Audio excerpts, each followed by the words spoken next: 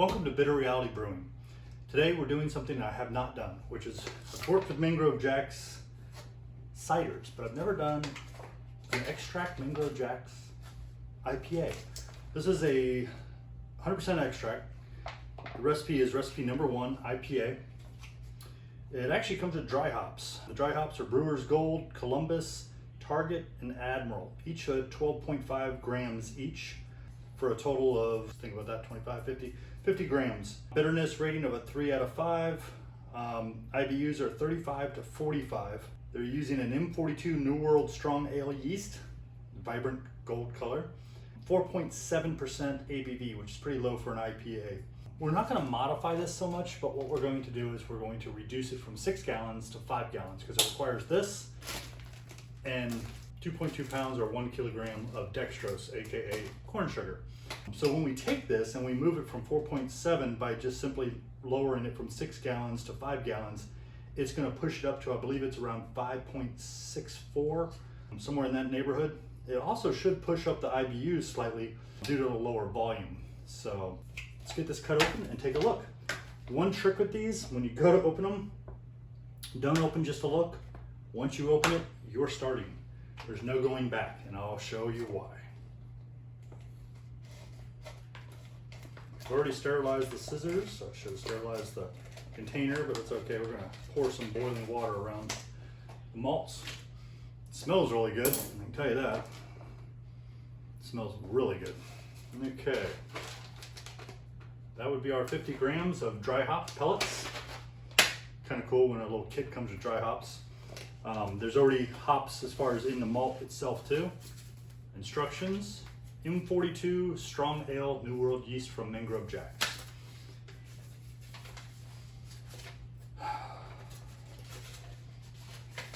Thinking that might actually taste good to marinate a chicken in. Okay, so we have our boiling water per se over here. We've got about 2.5 gallons. I have another 2.5 gallons here.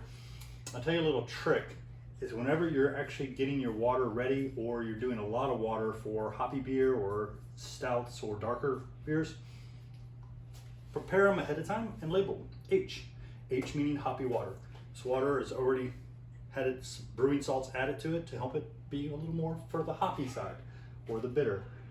And in the stouts I put an S. I guess I should say M for malty, but S works just fine. This is literally liquid syrup. The boiling water and Mangrove Jacks tells you to pour it directly into your fermenter. Don't do that. Most people's fermenters are plastic, which would melt. Most plastic fermenters are rated at about 140 degrees Fahrenheit. Don't put it in a glass carboy. It will explode or break, especially with a sudden temperature change. This is sitting down around 160. This plastic bucket supports at about 180. We'll put it in here, cool it down. Once it's cooled down, then we'll move it to a carboy. Okay, I'm going to just simply dump as much of this I can, and let's get the container ready with some nice warm water to pour in there and get the rest out. I watched a video on someone who did this with an older version, and he actually rolled this really well. I was quite impressed. Looks like toffee. Amazing. And very, I'm going to get this like this so you can see all the creaminess. There we go. It's like pure caramel. Okay, let's just keep that going for a minute. So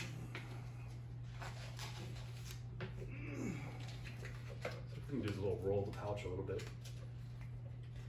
Wow, yeah, it's not going to work. It's very thick. And now I understand what people were saying about how thick this stuff is. You get a nice workout getting all the malts out of this. Think about it that way. Somebody should invent a tool like a roller for this. Really nice. Okay. Put our spoon in there and get it chopped off. Put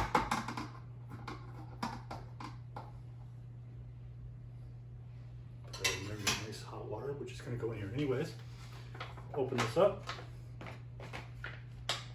Best we can. Of course not between the other sides. It's all stuck together.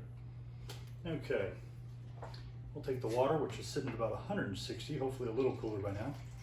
Let's pour some of that in there. Oh yeah. Opening right up.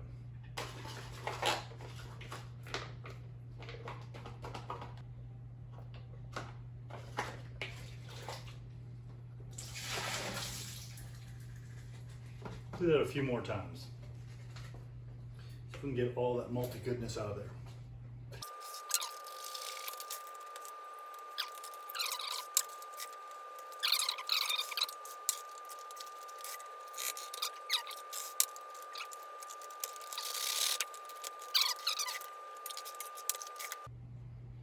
Okay, about as clean as it's going to get. Let's get a little star sand here. And a little water. My hands are sticky. So get that cleaned up. And while the water is still nice and hot, let's get the dextrose in there.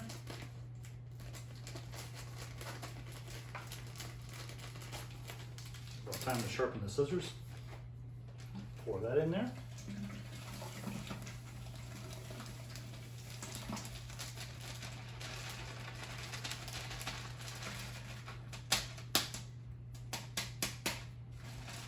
And we'll put it inside the pouch.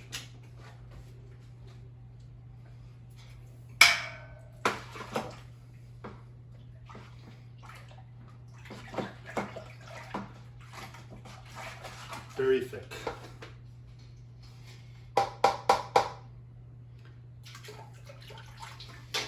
Pour this in here.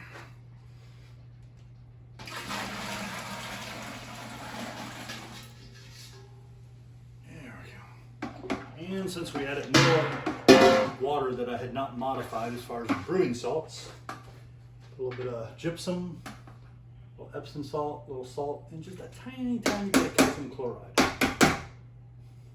Rinse that with a little bit of water.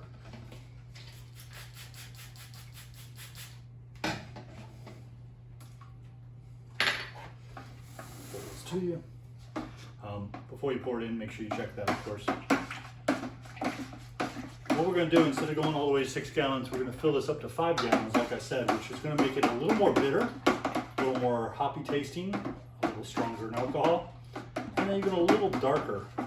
But I have 5-gallon kegs, not 6-gallon kegs, so I had no real option there other than splitting 1 gallon off. But at 4.7, it just seems kind of low. It's almost a pale ale, not an IPA, even if it's got the higher bittering, a little more pale ale IBUs.